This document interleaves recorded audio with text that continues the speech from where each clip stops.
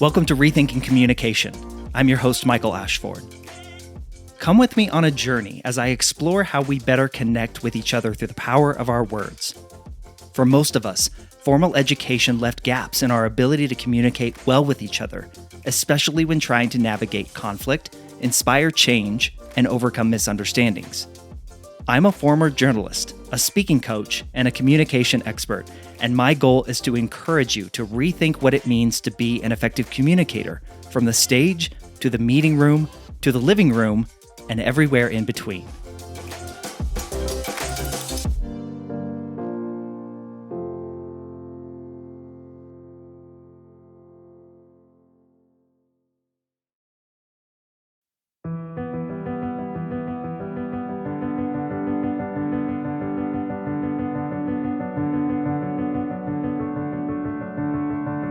What are the consequences of being kind?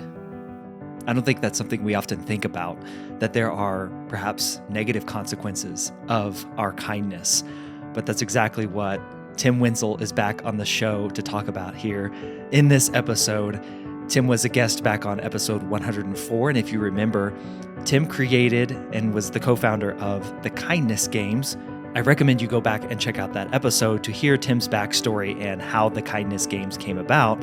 But Tim is back because he and his co-founder, Lee Oughton, wrote a book by the same name, The Kindness Games, How a Single Post Changed Our Mindset About Community.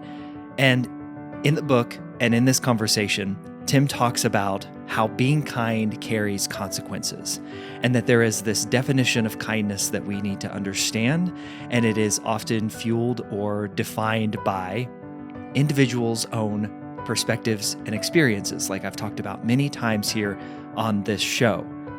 But as you'll hear Tim and I talk about, kindness and nice are not the same, and sometimes kindness is met with backlash. And we explore why that is. What's going on there when kindness seems to rub people the wrong way? This chat with Tim goes to some deep personal experiences that have guided and shaped Tim's perspective on kindness and on the world. And I want to give you a heads up. Some of it gets pretty heavy, perhaps even a little bit dark. And so just be forewarned that it's intense at times. But as we jump into this episode, I want to bring your attention to something Tim says here in this conversation to seed you with what you're about to hear. Tim says that kindness breaks down the boxes the world tries to keep you locked in. Reflect on that as I get into this conversation with Tim Wenzel.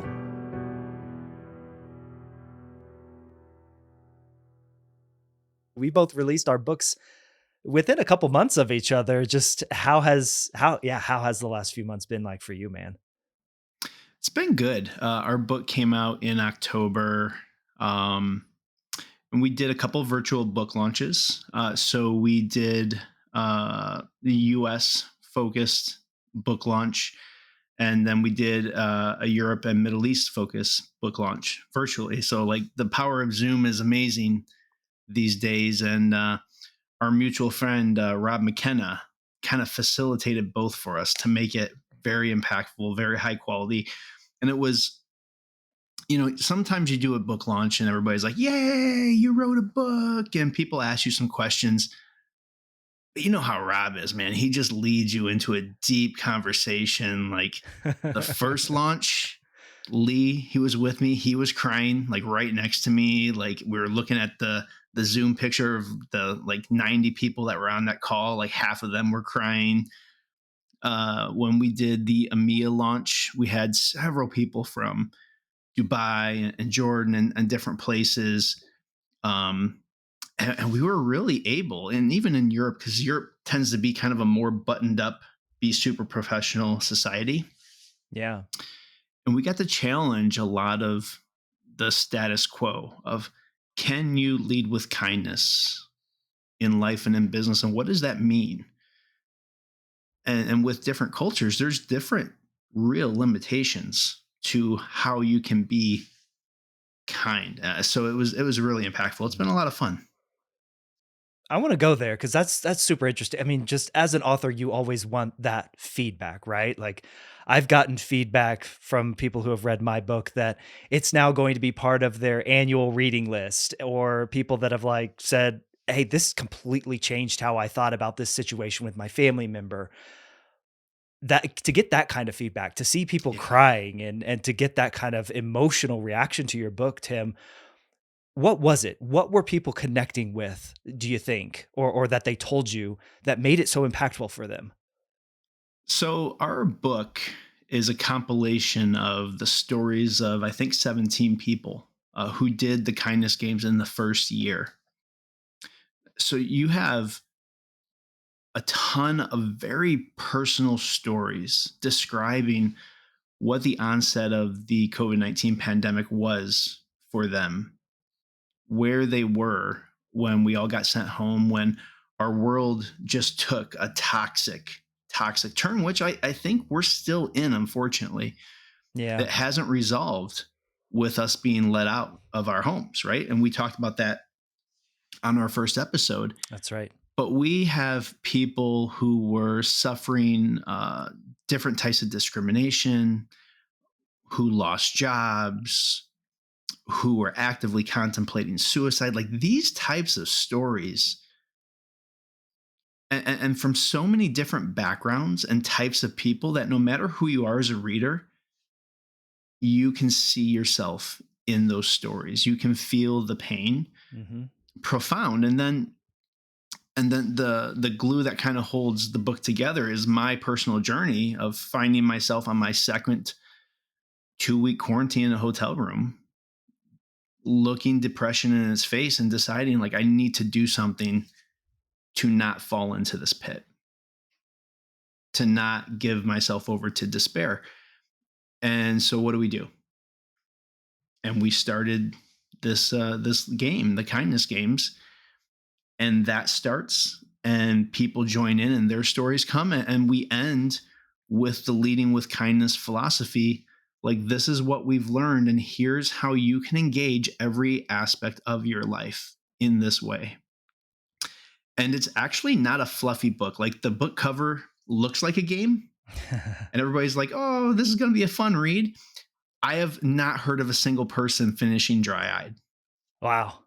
And because it is a book that everybody can look introspectively and say, man, I messed up too. This is hard. And being kind carries consequences, but it might be worth it. Okay, I gotta know what you mean by that, Tim. Being kind carries consequences, and I'm writing that down. What do you mean by that? Because I was in reading the book, I was struck by, I'll say, the hate or the backlash that some of the people in the stories got from your challenge to post a kind video about somebody on social media for 30 days. Like, what in the world are people gonna have to to hate on with that? But um that blew my mind, and I knew I had to ask you about it. But you saying that being kind carries consequences. What do you mean by that? It does. You know, can I read a part of the book? Of course. Of course. Okay. Because it kind of sums it up better than I can, right? Rob McKenna had a conversation with me shortly after TKG started to catch on. He warned that this was quite countercultural. It threatened establishments and people of influence. It threatened to unseat a source of intimidation based power. But Rob wasn't warning me off. He was smiling. He was making sure I was intentionally choosing this struggle. He was welcoming a brother to the fight. This journey for both of us is worth the struggle. And the interesting thing is this goes on to describe what people have gone through. But we're like 4 years, at least 3 years past the pandemic now. Yeah.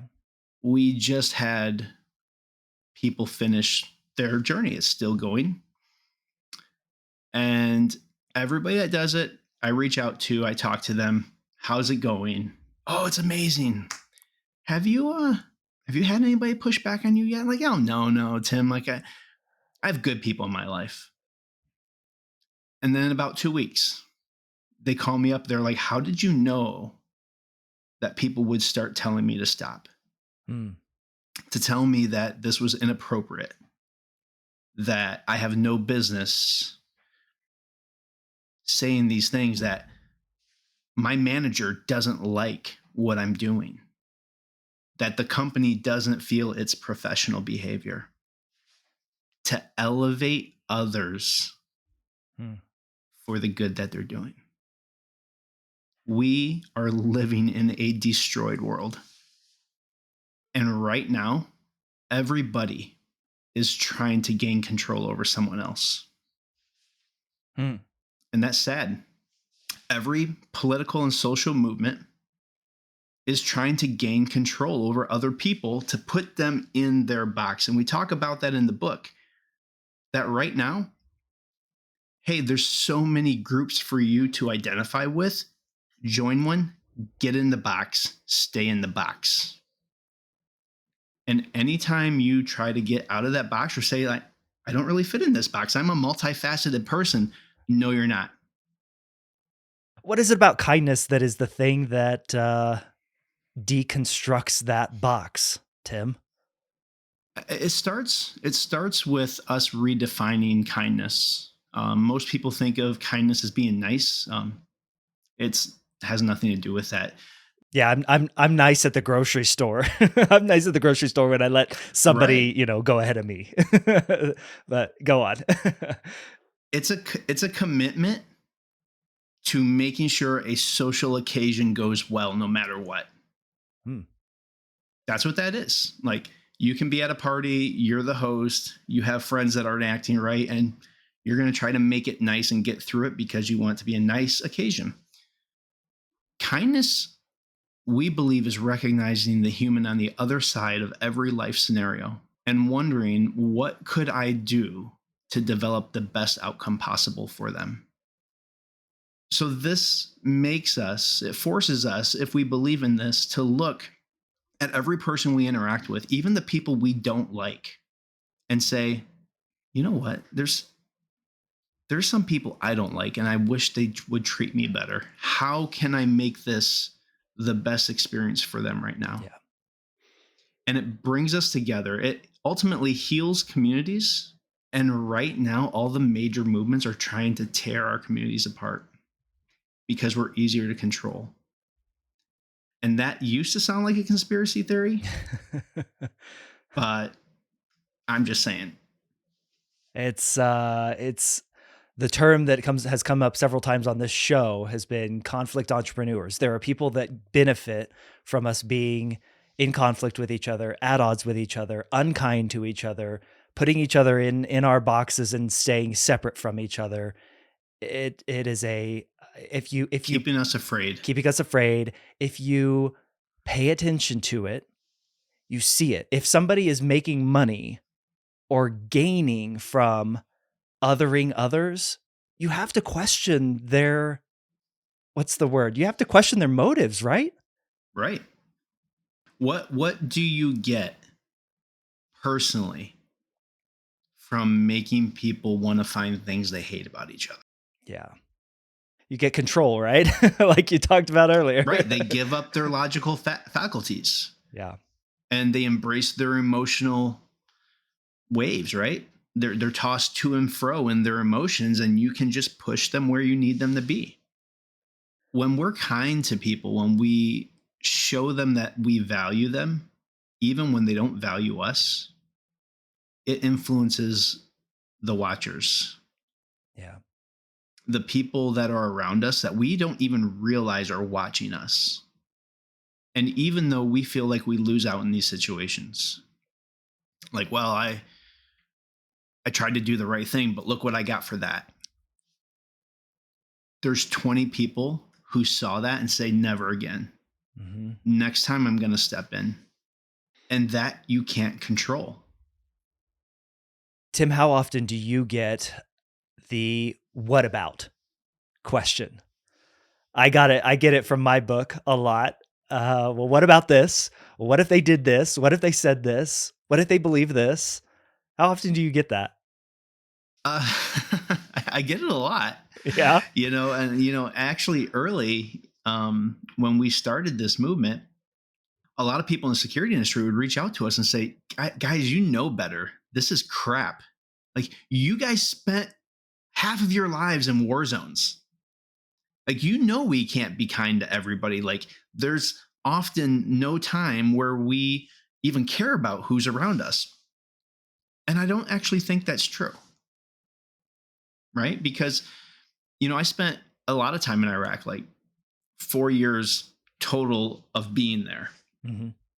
And when I was with the military, we would, set up random checkpoints at night, stop random vehicles that are coming through to see who they were, what they were up to.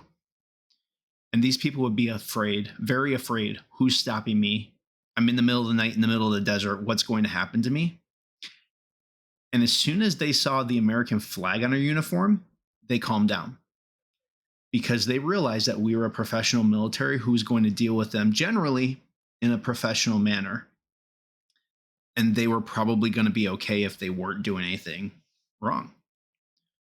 I mean, we were there as a military force. We invaded that country. That is not kind, but the way in which we dealt with people, even combatants on the battlefield, was largely professional, giving them the best outcome, even when they surrender, treating them well, giving them food, getting them to a camp, even though it's a prison camp, to where they can congregate, be together, and go through this process. Even though it was a bad outcome for them, we facilitated the best process possible.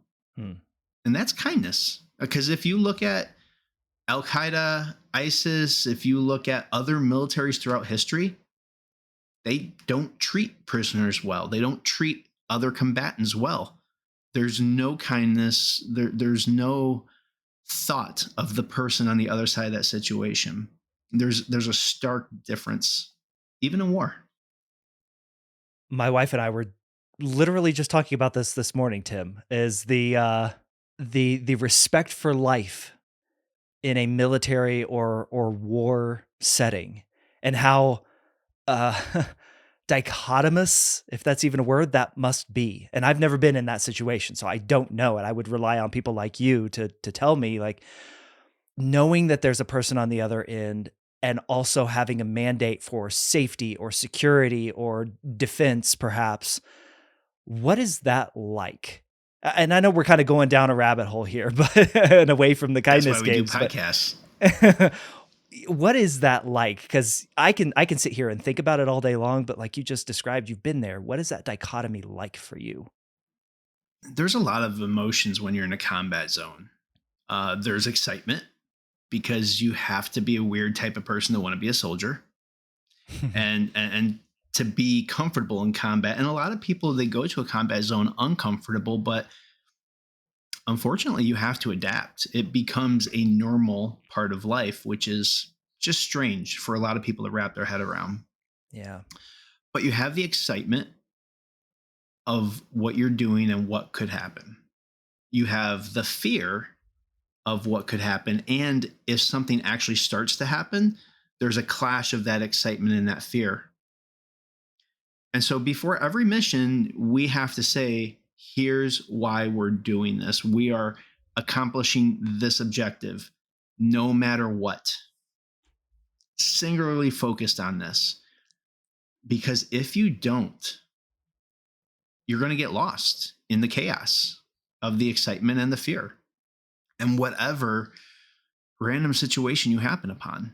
Yeah. Um, and so there, it's a purpose, it's an intention, and also there's the rules of land warfare, right? You have the guide rails. These things are acceptable. These things are not acceptable. And so, and we talk about that in the book, even mindfulness and purpose. Like, why am I here right now? Hmm. What is my purpose for me and for others? It's important to think about on a daily basis. Can you describe or go back to a story? Could you tell us a story of a time when that excitement and that fear butted up against each other for you? and how what the outcome was? Yeah. One day, we are assigned for a week. We're assigned to QRF, which is the Quick Reaction Force. Basically, if all goes well, you get to hang out on base. If all doesn't go well, you're responding to whatever emergency is going on. Somebody's in trouble, and literally you're driving into an active combat situation to overcome it with overwhelming violence and rescue your people. So you're like, I hope we get to chill, but I have to be prepared to make the worst decisions of my life. So on this day, I was in chill mode. I was actually on the phone with my wife in the tent while she was awake, which is rare because usually I would call in the middle of her night because it was good for me. And Sure. and so we're talking on the phone, and she's like, "Oh, do you have like 15 minutes?" I was like, "There's nobody here. Like, I have all day." And she's like, "Oh my gosh, this is crazy." And of course, we were just engaged, so we weren't married yet. And while we're talking, just this loud boom, and they blow things up on base every day, which is a weird thing to say, but we find unexploded ordnance. We capture enemy ordnance, and they bring it back to base, and then they actually blow it up. So you hear explosions throughout the day, but this one was like really loud, and even my wife was like, "That was big." I was like, "Yeah, that was crazy." And she's like, "Is everything okay?" I said, "Yeah, everything's fine. Don't worry about it." And about then, my radio goes up, the QRF mobilize. And I was like, "Oh, okay, I got to go. Bye." Which is a terrible way to leave your wife or Oh your my your your gosh, yeah. fiance, right? Like a I big can't explosion. Is imagine. everything okay? Yeah, I think it's fine. Oh, then never mind. I got to go. And so I'm in like the chill mindset, and now I'm in the grab my gear and run to the trucks. What just happened mindset? And we get there, machine guns are getting loaded up. We're getting the vehicles ready to go out the gate. Everybody's body armor is already in their seat, so we're throwing it on. They were like, a car bomb just went off outside the gate. It was targeting a convoy. We have to go check it out, see what happened. And hopefully this is not a ploy to get us to come out for the secondary explosion attack. Sure. So we have a 1.5 minute ride out of the gate that this explosion just happened out of. So we roll out there expecting what? Just like Army personnel, Marines, hurt, maybe an attack. We get out there and we find a bus full of people coming home from the mosque in a taxi cab. And we had signal jammers in the convoys to kind of make this thing not be able to happen to us, right? So when they try to detonate an IED or a car bomb, it can't happen while we're there. But the convoy left the gate. It didn't detonate. Instead, we see this taxi cab obliterated, this bus obliterated, and we have like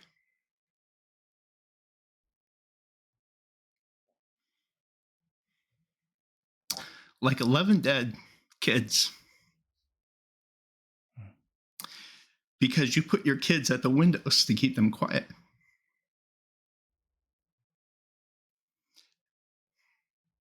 And then 25 other people severely injured.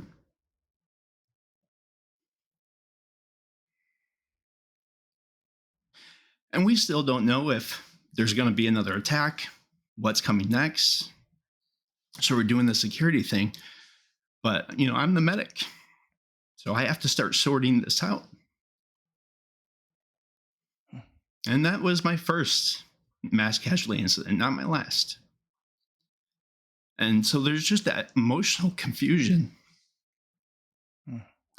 that you go through. And even while I'm trying to figure out, like, where do we put these people? we found a military truck and just started throwing people in the back to take them to the local Iraqi hospital, right? And even as you're trying to do that and you're trying to treat the wounded that makes sense, because there's a lot of wounded that don't make sense to treat. I have a backpack full of medical gear. Like, Yeah. not really an ER. This one guy comes up to me holding his throat, just blood coming out from in between his fingers. And I say, oh, like, let me see. And he's like, no, no, no, no. And so he takes his hands away and he's holding a potato chip bag, foil, around the two pieces of his trachea so he can breathe. Because he got shrapnel right through the front of his neck. But that's savable. I could save him, and I'm sure he, lived. But, that's a day. Tim, I asked you that question, not knowing where you were going to go with it, but thank you for sharing, because I obviously know it was not an easy story to share. I asked you that question because earlier on, you described your book, The Kindness Games, as a collection of stories. I too wrote my book as a collection of stories. And I want to get your perspective on this. Why not data? Why not statistics? Why not high level generalizations? And I know I'm leading you here a little bit, but I want your thought process here. Why was it so important to you to put those 17 stories? For you to tell that story you just told me and all the listeners listening to this right now. Why is that so? I'll use the phrase like, I'll just say like, why is that so freaking important for us to understand and get why we do these things, why we tell these stories? Why was it for you? Well, writing this book was actually not high on my priority list of things to do. It sounds like a terrible idea. But the 30 people that had finished this challenge at the end of the first year wanted it. And so my first try at getting out of this was, I don't know anybody who writes books, publishes things. Like, it's not going to happen. And they're like, well, let's go find someone. I'm like, if you guys want to go find someone, great. Like, they found someone. I was like, come on. And they're like, well, actually, first, we found some people who may be interested, but we need a manuscript, something for them to read. I was like, okay, well, if I'm going to do it, then we're all going to do it. Like, everybody that wants to share their story, like, we should share their story. Because I think that's the most interesting way. And like, honestly, like, it's going to take me like 10 years to write a book. Like, I don't like writing. It's not fun. This is fun talking. And so then everybody started writing their stories. And I was like, come on, this is a bunch of crap. And so we got like all of these stories right together. And then one of the publishers were like, yeah, we'll publish this. And I was like, well, we don't have any money because I don't know if this will sell. And they're like, don't worry about it. I'm not going to charge you any money up front. And so basically all of the excuses were gone, and they loved the stories. And then they put it together in a layout and said, okay, to make these make sense, we need a thread to go through, which, Tim, can largely be your story. But we need to know more about the movement, kindness. And I was like, well, we've created this philosophy, the Leading with Kindness philosophy. And so we kind of pull that through, and then we align the stories with the different parts of that philosophy to make it make sense. But, stories you can't look away from. You can't tell somebody, I don't really think that was an important part of your life. I don't really think your perspective is relevant, because it was to them. It was to their family members and friends. And there's a weight that data doesn't carry. Also, to be honest, man, statistics are a function of the current mindset. I don't think there was really anybody studying kindness and how it works in communities in 2020, 21, 22, maybe not even in 23. They were focused on other things. And it probably would have been skewed a different direction, right? And that's what you just said there, Tim, that you can't tell somebody that their experience didn't matter to them.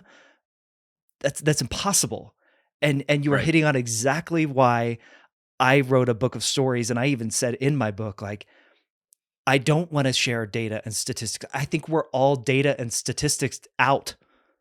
We need stories. We need real stories of people who went through the crap, the stuff that you went through, that you just described to us. We have to hear that because that's who we are. That's our humanity. That is not a box that you can put us in. That is not a label that you can slap on us and have that label mean the same thing to you as it means to me. It's real, Tim, right? It's real. And it shows you what is possible in this world, right? Absolutely. Absolutely. So good. You've mentioned it a couple times as we begin to wrap up. I want you to briefly describe the leading with kindness philosophy. Give folks an idea of what the leading with kindness philosophy is. Yeah, absolutely. So we already discussed what our redefining of kindness was: the endeavor to recognize humans on the other side of each life scenario with the intention to create the best available outcome for them. Kindness and nice are two different things. Yeah. So we have 10 tenets, and they kind of go in pairs of leading with kindness, or values, if you will. The first is curiosity leads to self control.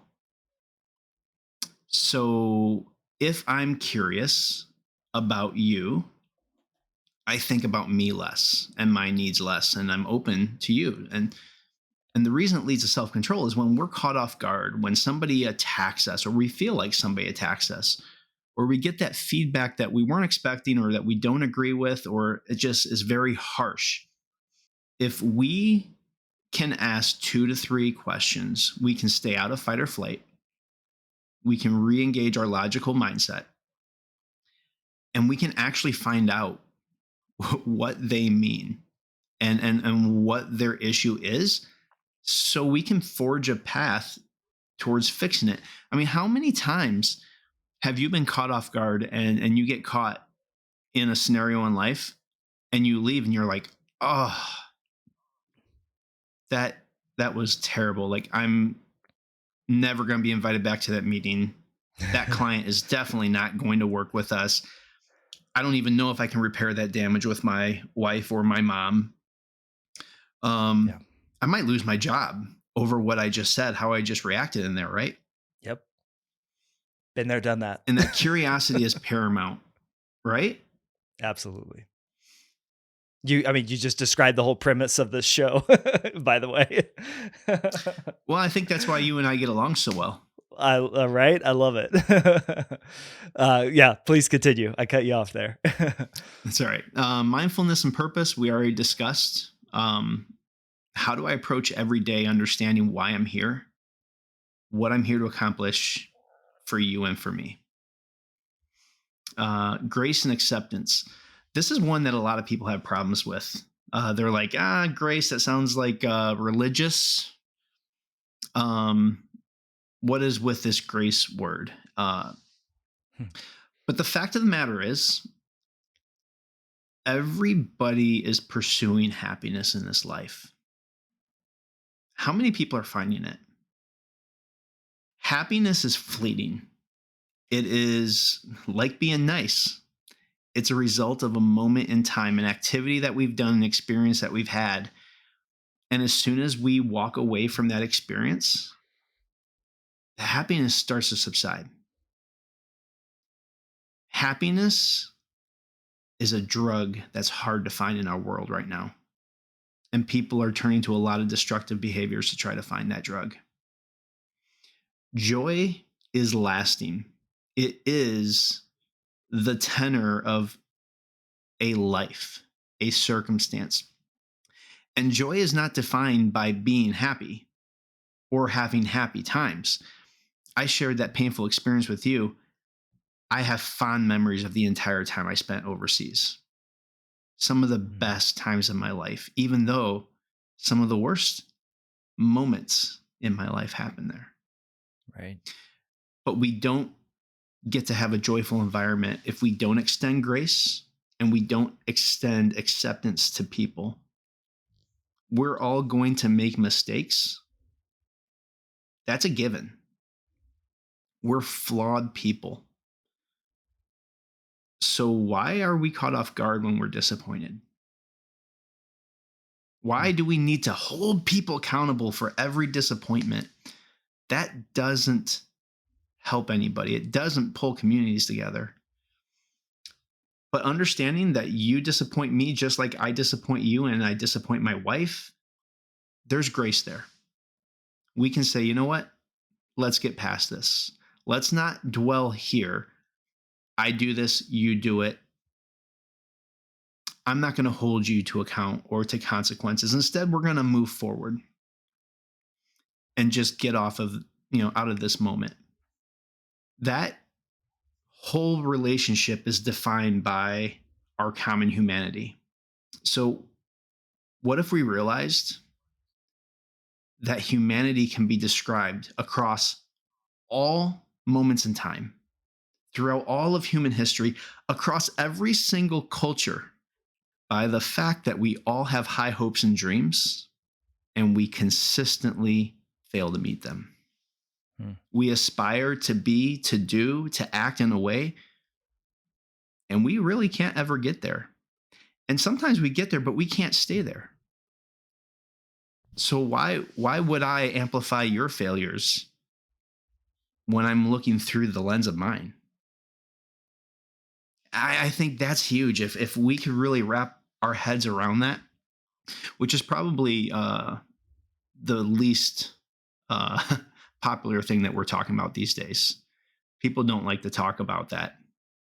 I can already hear I can hear the people shouting through the podcast microphone right now, or shouting in their car at you. You're talking about not holding people accountable for when they do something wrong, Tim. I know there's nuance to this. So here's the thing. Mistakes and malice are two different things. There you go. If someone is being malicious towards you, trying to hurt you, trying to offend you, trying, you should probably deal with that. Set up some boundaries, figure out a way to insulate yourself, right? But most of the time, if we're honest, the offense that we give people is unintentional. Yeah. Right? And we've decided that we're going to give every unintentional infraction like a name, cultural appropriation, like, transphobia, you misgendered somebody, like whatever it is.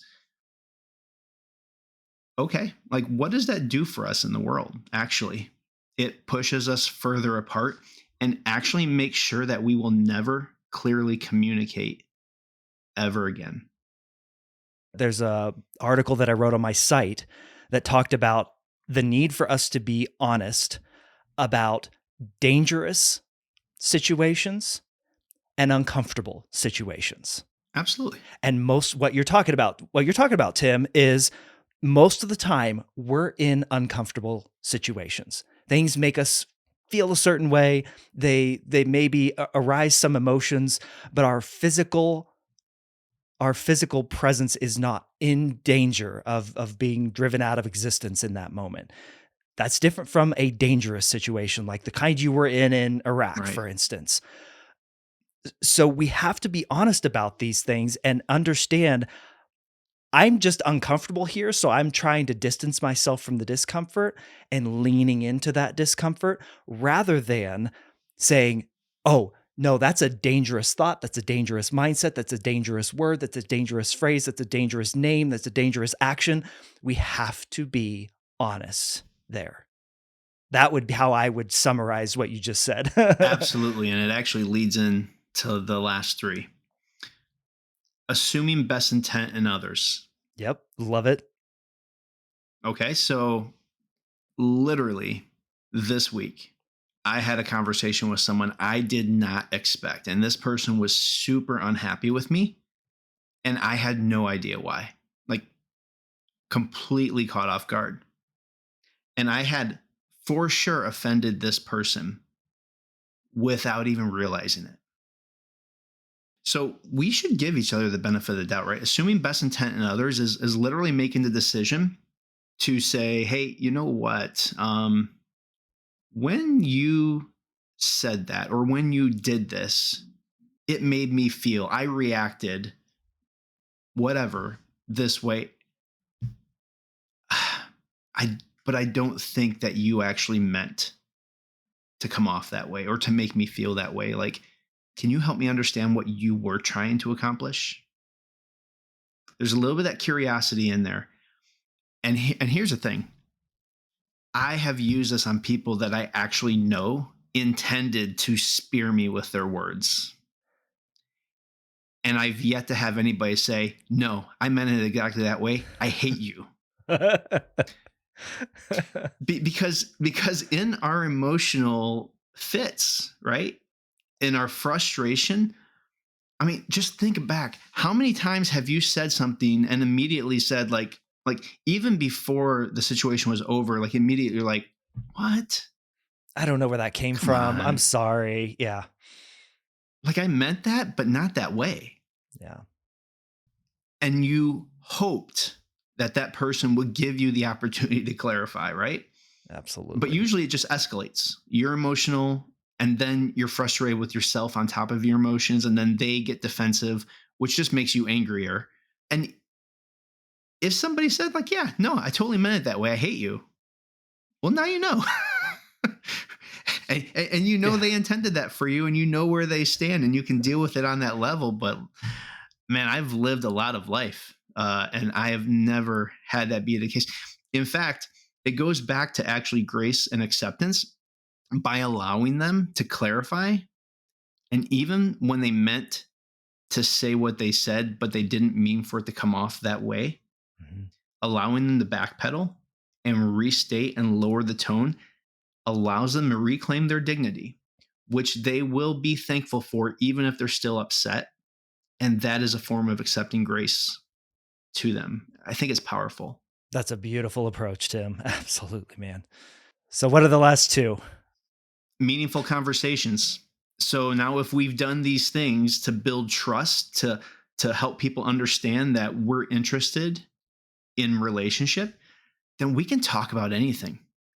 Yeah. Anything, the most uncomfortable, hurtful things I can bring up and say like, "Hey, Michael, what is I heard you say this. Like, I'd love to dive into that because I feel like I disagree with that stance completely, but I'd love to hear where you're coming from." And you will know that Tim's not looking for a fight. He's actually looking to know me better. Mhm.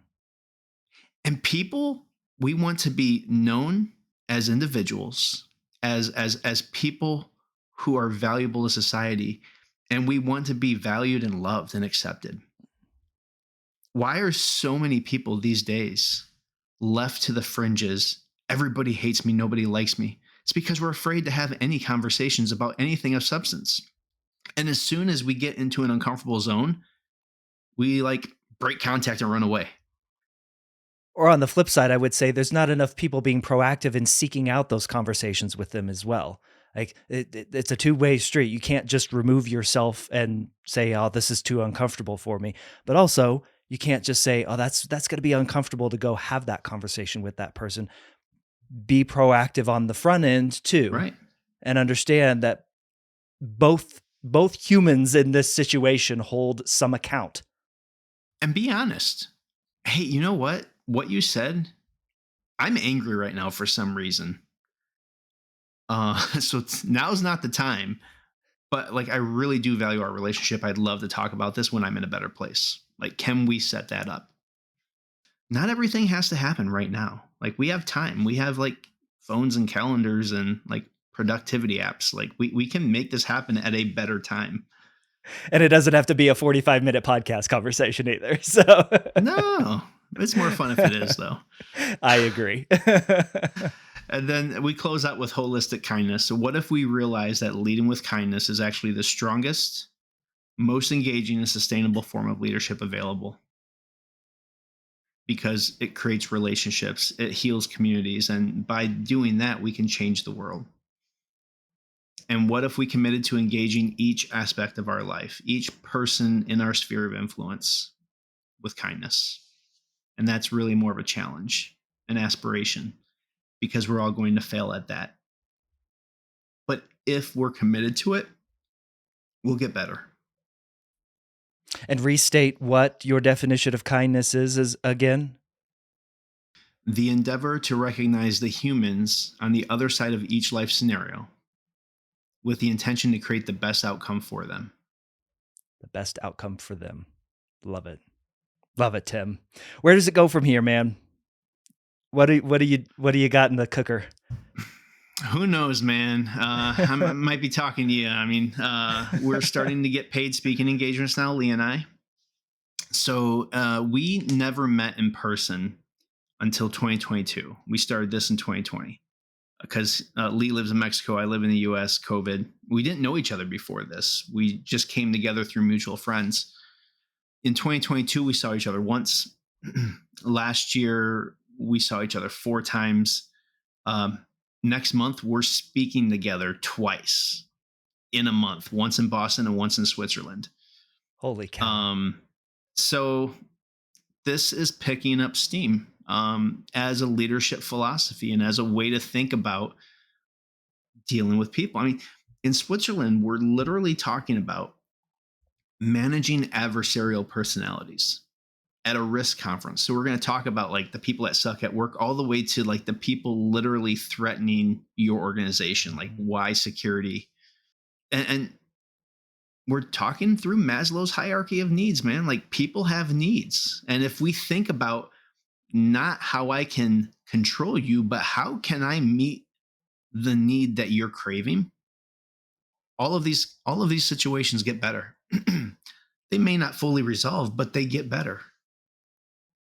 If I may interject to use your words, while you said they may not get fully resolved in a perfect scenario, you improve the outcome for the other person, right? And that is, by your definition of kindness, what we're aiming for, right? Absolutely. Did I get that right? Absolutely. Hey, Tim, man. I didn't know where this conversation was going to go. I just thought we were going to be talking about authoring books, but man, this was good stuff. So I appreciate you bringing it, brother. Keep in touch. I'd love to hear more about your speaking engagements that you got going on, and let's spread the kindness games message together. Okay. All right. Thanks a lot, man.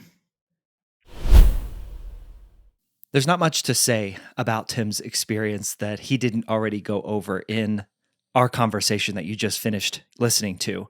But I want to bring it back to that story that Tim told of coming upon that convoy, that bus that had just experienced an attack by a suicide bomber in Iraq.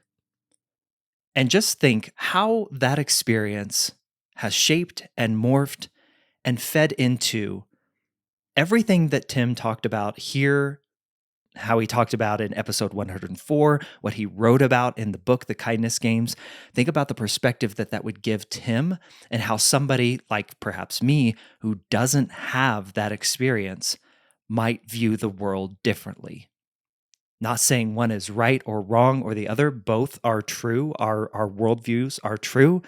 But this is the level of introspection that I want you to take away from a conversation like this and from a show like this one, Rethinking Communication.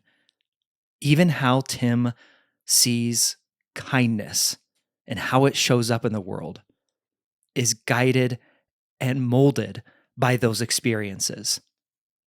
It doesn't always have to be something negative that we're talking about. But please understand that we first have to understand the fullness and richness of someone's experience before we can have common ground conversations, before we can begin to communicate about the same things. Oftentimes, we're not communicating about the same things, and it's because of unvoiced or misalignment on past experiences. Keep that in mind as you go out into the world after hearing this episode and this conversation with Tim. I want to thank Tim for joining me here again on this episode of Rethinking Communication. If you heard Tim's perspective and story and liked what you heard or want to share it with others, please do so. Share this episode with your network and help Tim and I spread the good word about the importance of rethinking what we've been taught about communication and, of course, in asking more questions to get to that deeper perspective, to get to those lived experiences of others.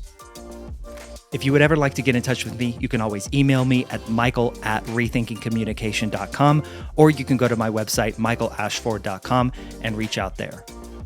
I'll catch you on the next episode of Rethinking Communication, and until then, keep asking questions.